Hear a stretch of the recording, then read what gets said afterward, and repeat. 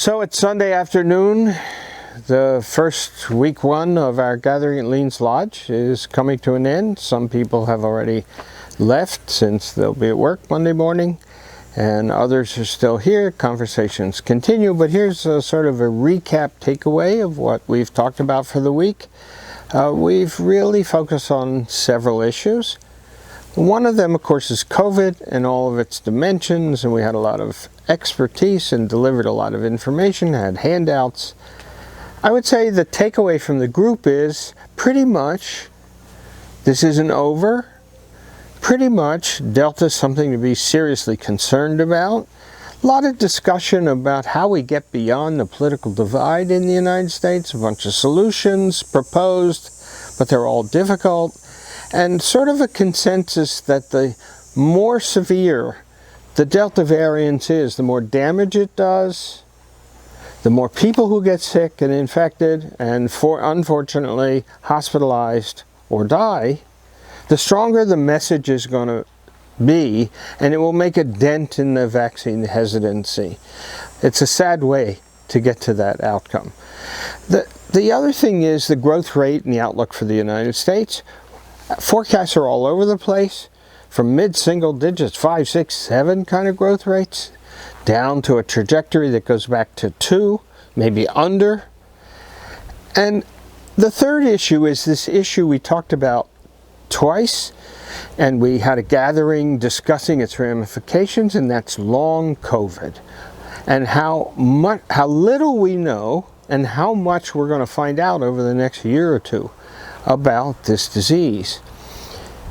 The estimates for long COVID, that means someone who has been more than 30 days sick, has a respiratory issue or has a cardiac issue or a neurological issue or some combination or fatigue. The symptoms are still evolving. Data accumulated slowly. It's a beginning. We're learning. We pointed out that a year ago there were 0 long COVID clinics in the United States. There are now 41 of them. The number is growing. And the second element, which needs more information in order to get some estimates about it, are how many people are either temporarily disabled, partially disabled, or permanently disabled. And the ranges could be 3 to 3.5 million on the low estimate to as high as 30 million on the high. And we don't know what it's going to be.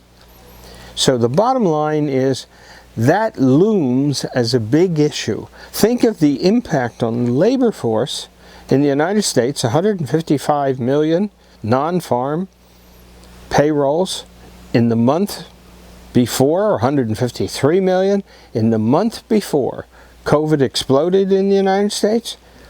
We are under that now, and if we have a large population which becomes disabled, or doesn't work, or can't work, or won't work, and those impacts are on those households, we face a massive shock to what is otherwise a pretty long-term, predictable trajectory before COVID.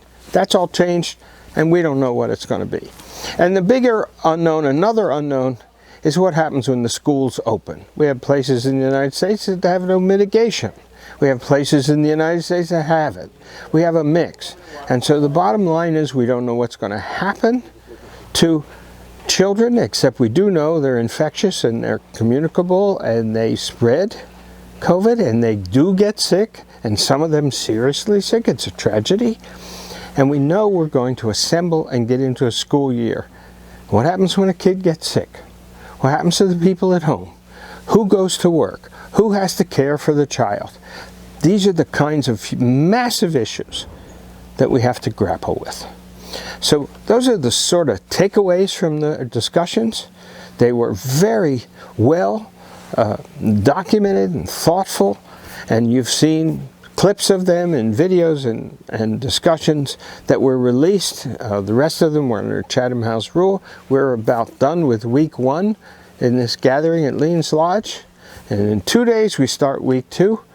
This year we had to divide in half into 2 groups because of COVID. So fishing's been good, weather mixed, and we go on and we're learning a lot. We're still standing. Be safe and careful.